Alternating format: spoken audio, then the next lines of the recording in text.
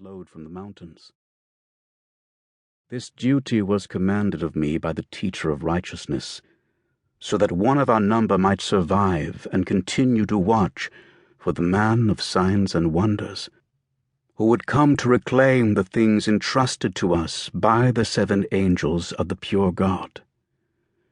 For the 7 did know this man, and guarded his tomb for a period of 34 years, from the time of the man's death until his tomb was abandoned when Jerusalem was destroyed. And upon abandoning the man's tomb, the 7 angels appeared to us to reveal the truth of the man's death, entreating us to aid them in their sacred purpose. Now, knowing the cousin of this man, who was called the Baptist, and upon hearing the voices of the 7 angels of the pure God, the teacher of righteousness identified them as the forces of light named in the war scroll of our order. We pledged our souls to them and agreed to watch over the way of the man's return. We pledged in full knowledge that the forces of darkness who sought to wipe all memory of the man from the world would one day destroy us, as they had destroyed Jerusalem. Stein. The Cavern of Solitude was located in the canyon above Qumran and hid from the world by an outcrop of rock at the entrance.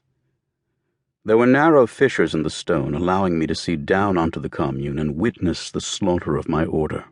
All my brethren, including the teacher of righteousness, suffered greatly before giving up their souls to death, but all kept their vow to not reveal any knowledge of the man of signs and wonders, though this knowledge was cruelly demanded of them. The cohort then raided our stores of food and wine. Becoming drunk, they ransacked the scriptorium for plunder. Finding nothing to please them, they took up battering rams and demolished the commune to rubble. But this destruction did not sate them, and they were overcome with savagery. They pounded their chest armor with fists. Their curses filled the canyon with wickedness. Some drew swords and hacked apart the bodies of the dead. Others built great fires. Then was my brethren's flesh roasted and eaten. This unholy feast lasted into the night, until a stupor came over the soldiers, and they lay on the ground to sleep. Black clouds concealed the moon and stars that night, and when the fires ended, there was no light of any kind, as if all the world had gone into hiding from the evil befallen us. At dawn, and hearing no sound, I went to the entrance of the cavern. There was no sign of the 5th cohort, but for the slaughter they'd committed. I'd been commanded by the teacher of righteousness to not leave the cavern for 40 days. In obeying his command, I did not bury my brethren according to Jewish law. In so doing, I watched the remains of my order devoured by the beasts of the desert.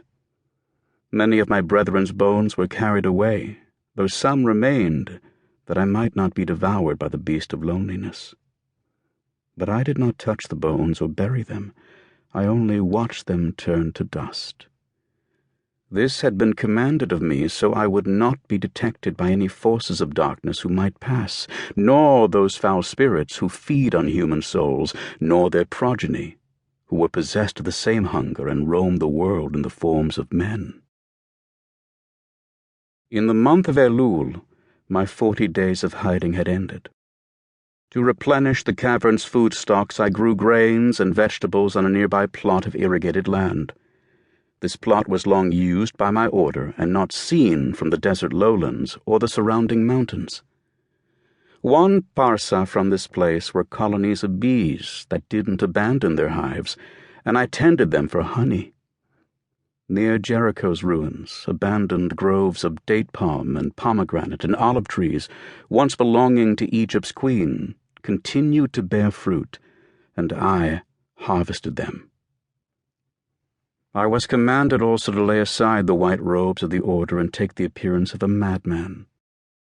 For there are things to be seen in this desert that will deliver a man into madness if regarded too long and without enlightenment, and such woeful men are common along the salt sea.